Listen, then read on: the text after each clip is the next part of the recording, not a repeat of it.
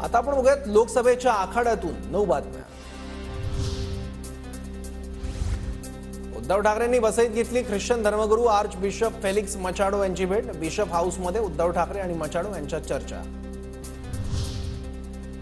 राज ठाकरे स्वतःच पक्ष वाढवण्याऐवजी कुणाची ना कुणाची तळी उचलतात, त्यांचा तोच एकमेव धंदा राहिलाय। विनायक राऊतांचा राज ठाकरेंवर हल्लाबोल।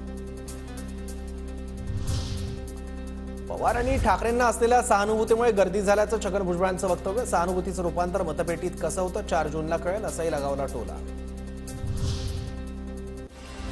लोकसभा निवडणुकीनंतर अजित पवार गटाला भाजपमध्ये जावं लागेल, पक्ष आणि चिन्ह गोठवलं जाणार, रोहित पवारांचा दावा।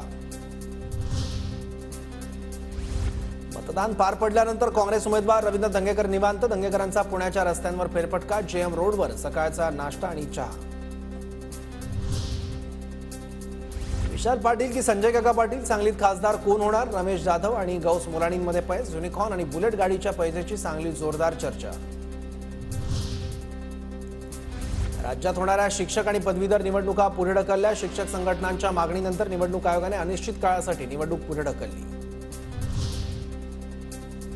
मराठा आरक्षणासाठी मनोज जरांगे पुन्हा आक्रमक। 4 जूनला मनोज जरांगे उपोषणाला सुरुवात करणार।